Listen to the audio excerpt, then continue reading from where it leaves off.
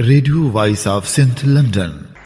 जबान से ही तो होती है कौमों की पहचान, जबान ही तो बढ़ाती है इंसानों की शान। Radio voice of Sindh London के तमाम सुनने वालों को इस खसूसी और इंतहाई तफसीली जायजे में खुशामदीद। बहुत शुक्रिया। और ये मौजू वाकई बहुत अहम है। बिल्कुल है। और मैं सामीन को बताती चलूं कि इस तफसीली जायजे की पूरी तहकीक और पेशकश radio voice of Sindh London के डायरेक्टर न्यूज़ सरूज ओढ़ो की जानिब से की गई है। जी, बहुत ज़बरदस्त रिसर्च है उनकी। हाँ, तो आज हमारे पास खबरों के तराशे, तारीखी तकारीर के मसूदे, माहिरीन के मकाले और सोशल मीडिया की बहसों का एक बड़ा अंबार है। हम इन सब को सामने रखकर सिंध में जो इंतजामी तकसीम और लिसानी सियासत के मामलात हैं, उनका गहरा जायजा लेंगे। और इसके पहले कि हम इस गहराई में उतरें, मैं ये वाज़ेह करता चलूं कि इस तफसीली जायजे का मकसद किसी भी सियासी जमात, चाहे वो दाएं बाजू की हो या बाएं बाजू की, उसकी हिमायत या मुखालिफत करना हरगिज़ नहीं है। बिल्कुल, हम यहाँ गैर जानिबदार रहेंगे। जी, हमारा मकसद सिर्फ उन हक़ाइक़ और मुख्तलिफ ज़ावियों को सामने लाना है जो इन फराहम करदा ज़राए में मौजूद हैं, ताकि हम समझ सकें कि इन मामलात के पीछे असल असबाब क्या हैं और ये सब क्यों हो रहा है। तो फिर शुरुआत करते हैं बिल्कुल हालिया सूरत हाल से, क्योंकि फरवरी 2026 की जो सियासी गर्मा गर्मी है वो किसी से ढकी छुपी नहीं है। वो डॉन अखबार की रिपोर्ट। जी बिल्कुल, डॉन अखबार की रिपोर्ट। इसके मुताबिक सिंध असेंबली से सूबे की तकसीम के खिलाफ एक करारदाद मंजूर की गई है और पीपीपी रहनुमा शीरी रहमान ने सेनेट में बड़ा सख्त बयान दिया। जी, उन्होंने इसे गैर आईनी इश्तियाल अंगेजी करार दिया था। हाँ, गैर आईनी इश्तियाल अंगेजी और विफाक पर हमला। लेकिन दूसरी तरफ देखें तो तस्वीर बिल्कुल मुख्तलिफ है। बिल्कुल मुख्तलिफ है, क्योंकि एमक्यूएम पाकिस्तान के रहनुमाओं ने, जिनमें खालिद मकबूल सिद्दीकी और मुस्तफ़ा कमाल शामिल हैं, उन्होंने प्रेस कॉन्फ्रेंस करके उसी करारदाद को ही विफाक पर हमला करार दे दिया। मतलब उल्टा जवाबी वार कर दिया। जी, उनका मुतालिबा है कि मुल्क भर में नए इंतज़ामी यूनिट्स बनने चाहिए। और इसी के साथ द नेशन की एक बड़ी अहम रिपोर्ट है जिसमें 27वीं या 28वीं आईनी तरमीम का जिक्र है।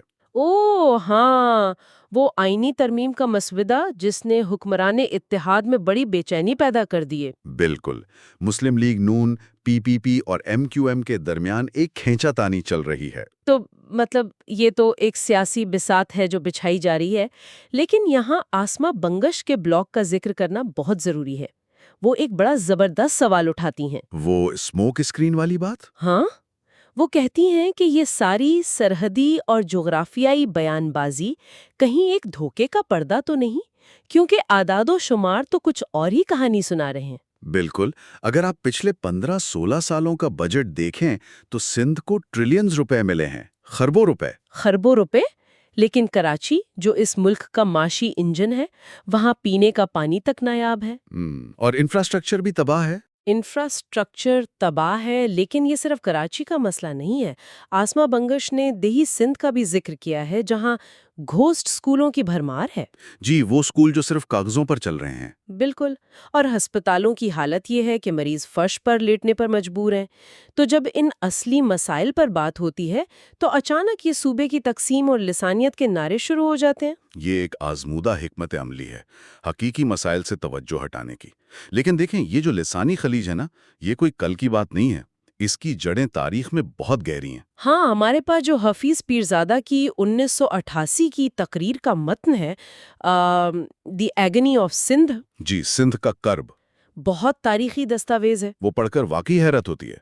उन्होंने बताया कि 1947 में सिंध लैंड एलियनेशन बिल को कैसे रोका गया। जिसकी वजह से मकामी सिंधी किसानों की जमीनें मुहाजिरीन को दी गईं। बिल्कुल, लाखों एकड़ अराजी मकामी लोगों के बजाय बाहर से आने वालों को दे दी गई। इससे मुआशी इस्तेहसाल का एक बहुत गहरा एहसास पैदा हुआ। और फिर उन्होंने शहरी इलाकों का भी जिक्र किया है। हिंदुओं की छोड़ी हुई अमलाक पर मकामी लोगों का हक बनता था, मगर वहां भी ऐसा नहीं हुआ। और 1 यूनिट के दौर में तो हद ही हो गई थी। जी, 1 यूनिट के दौर में गुड्डू और कोटरी बैराज की लाखों एकड़ जमीनें ब्यूरोक्रेसी और दीगर बाअसर अफराद में बांट दी गईं। مقامی لوگوں کو کچھ نہیں ملا۔ تو یہ دیہی اور مقامی آبادی کا ایک بہت بڑا تاریخی شکوہ ہے، لیکن جیسا کہ ہم نے کہا کہ ہم دونوں پہلوؤں پر بات کریں گے، تو نسرین اختر کا تحقیقی مقالہ ہمیں دوسرا رخ دکھاتا ہے۔ بالکل، اور وہ رخ بھی اتنا ہی اہم ہے، شہری آبادی اور MQM کے شکوے۔ جب دیہی اور شہری کوٹا سسٹم نافذ ہوا تو اس نے ایک بہت بڑی لسانی تفریق کو جنم دیا۔ مطلب شہری علاقوں کے نوجوانوں کو لگا کہ میرٹ کے باوجود انہیں سرکاری ملازمتوں اور تعلیمی اداروں میں ان کا حق نہیں مل رہا۔ جی، بیوروکریسی میں نمائندگی نہ ہونے کا احساس، اور اسی محرومی نے پھر ایک پرتشدد راستہ اپنا لیا۔ 90 کی دہائی کا وہ خونی دور۔ نسرین اختر کے مقالے میں پکا قلعہ آپریشن کا خاص ذکر ہے، جہاں 28 افراد مارے گئے۔ ریاست اور سیاسی تنظیموں کے تصادم میں ہزاروں جانیں گئیں۔ یہ بہت اندوناک تاریخ ہے، لیکن اس سب میں ایک طاقت کا کھیل بھی چل رہا تھا، ہے نا؟ بالکل چل رہا تھا۔ مختلف ادوار میں، چاہے وہ ضیاء الحق کا دور ہو یا مشرف کا، حکمرانوں نے اپنے مقاصد کے لیے لسانی خلیجوں کو خوب استعمال کیا، لیکن پھر اگست 2025 میں ہم نے ایک بڑی تبدیلی دیکھی۔ جی، جب الطاف حسین نے باقاعدہ اعلان کر کے کارکنوں کو حلف وفاداری سے آزاد کر دیا۔ یہ اس کٹر لسانی سیاست کے ایک باب کا خاتمہ سمجھا جا رہا ہے۔ تو تاریخ کے ان اوراق سے نکل کر اگر ہم آج کی بات کریں تو مسائل کی سب سے بڑی جڑ کیا ہے؟ ڈاکٹر سعید احمد رند اور ڈاکٹر نیاز مرتضیٰ کی ریسرچ اس پر بڑی دلچسپ روشنی ڈالتی ہے۔ جی، ان کے مطابق اصل مسئلہ یہ بلدیاتی نظام کا مخمصہ ہے۔ 2013 کا سندھ لوکل گورنمنٹ ایکٹ۔ بالکل، اگر آپ اس کا موازنہ 2001 کے نظام سے کریں تو 2013 کے ایکٹ میں انتظامی اختیارات کی نچلی سطح تک منتقلی بالکل نہ ہونے کے برابر ہے۔ یعنی صوبائی حکومت نے سارے اہم محکمے اپنے پاس رکھ لیے ہیں۔ جی ہاں، پولیس ہو، ماسٹر پلان ہو یا KDA جیسے بڑے ادارے، سب بلدیاتی اداروں سے واپس لے لیے گئے ہیں۔ یہ تو منتخب نمائندوں کے ساتھ زیادتی ہے۔ اور مجھے ڈاکٹر رند کی ریسرچ میں وہ اربن اور رورل یعنی شہری اور دیہی نظام کا جو فرق نظر آیا وہ بہت حیران کن تھا۔ وہ KMC اور DMCs والا معاملہ؟ بالکل، کراچی میں KMC کا میئر ہوتا ہے، لیکن جو 6 DMCs ہیں ان کے درمیان کوئی عمودی ربط یعنی ورٹیکل لنکیج چھوڑا ہی نہیں گیا۔ ہاں، وہ براہ راست صوبائی حکومت سے فنڈز لیتی ہیں اور KMC کو جوابدہی نہیں ہے۔ یہ تو ایسا ہے کہ شہر کے مجموعی نظام کو جان بوجھ کر مفلوج کر دیا گیا ہو۔ اور اس سے بھی بڑھ کر اس نظام کے تحت بیوروکریٹس کو منتخب نمائندوں پر فوقیت دے دی گئی ہے۔ ایک صوبائی لوکل گورنمنٹ کمیشن بنا کر مقامی حکومتوں کو مکمل طور پر ماتحت کر دیا گیا ہے۔ تو جب میئر کے پاس اختیار ہی نہیں ہوگا تو وہ عوام کے مسائل کیا حل کرے گا؟ بالکل نہیں، اور یہی وسائل کی رسہ کشی اس محاذرائی کی اصل وجہ بنتی ہے۔ اور جب ہم معیشت کی بات کرتے ہیں تو خلیل انصاری کا مقالہ ایک بہت ہی زبردست اور میں کہوں گی منطقی سوال اٹھاتا ہے۔ جی، وہ عالمی مثالوں والا حصہ۔ ہاں، کیا دنیا میں کہیں بھی معاشی ہب کو صوبے سے الگ کیا جاتا ہے؟ نہیں، بالکل نہیں کیا جاتا۔ خلیل انصاری نے بڑی اچھی مثالیں دی ہیں۔ بھارت میں ممبئی مہاراشٹر کا 70% GDP بناتا ہے، تقریباً $400 بلین۔ $400 بلین، اور اسے الگ کرنے کی کوئی تحریک نہیں چل رہی؟ بالکل نہیں۔ کینیڈا میں دیکھ لیں، ٹورنٹو اکیلا انٹیریو صوبے کی آدھی معیشت ہے۔ امریکہ میں نیو یارک شہر ریاست کی 9% GDP پیدا کرتا ہے، انہیں کوئی الگ نہیں کرتا۔ اور اگر ہم کراچی کی بات کریں تو وہ پورے پاکستان کے مجموعی GDP کا 20 سے 25% اور صرف سندھ کی معیشت کا 95% پیدا کرتا ہے۔ 95%؟ ذرا سوچیں، اسے الگ کرنے کا مطلب ہے سندھ کی معیشت میں 23 سے 24% کی زبردست گراوٹ۔ یہ تو وفاقی اصولوں کے یکسر خلاف ہے اور سراسر معاشی تباہی ہے۔ اور سب سے دلچسپ بات یہ ہے کہ یہ جو ساری تقسیم اور نفرتیں ہمیں سیاست میں نظر آتی ہیں، جب ہم عوام میں جاتے ہیں تو منظرنامہ بالکل مختلف ہوتا ہے۔ جی ہاں، سوشل میڈیا پر، خاص طور پہ ریڈٹ کے کراچی فورم پر جو بحثیں ہو رہی ہیں وہ میں پڑھ رہی تھی۔ وہاں عام شہری بتاتے ہیں کہ عام زندگی میں سندھی اور اردو بولنے والے ایک ساتھ دفاتر اور اسپتالوں میں بغیر کسی نفرت کے کام کر رہے ہیں، کوئی مسئلہ نہیں ہے۔ بالکل کوئی مسئلہ نہیں ہے۔ لوگوں کا ماننا ہے کہ یہ لسانی جنگ دراصل اشرافیہ، بورڈز اور سوشل میڈیا کا پھیلایا ہوا ایک سراب ہے۔ ایک سراب، تاکہ لوگ بس آپس میں الجھے رہیں۔ اور اس بات کی تائید ہمیں وائس آف سندھ نیوز اور دیگر سنجیدہ آوازوں سے بھی ملتی ہے۔ جی، عبدالخالق جونیجو اور ایاز لطیف پلیجو کے حالیہ بیانات کو دیکھ لیں۔ ایاز لطیف پلیجو نے کتنا خوبصورت پیغام دیا ہے نا، کہ کس طرح اردو بولنے والے ڈاکٹر ادیب رضوی اور تاج حیدر جیسی شخصیات کا سندھ میں دل سے احترام کیا جاتا ہے۔ بالکل کیا جاتا ہے۔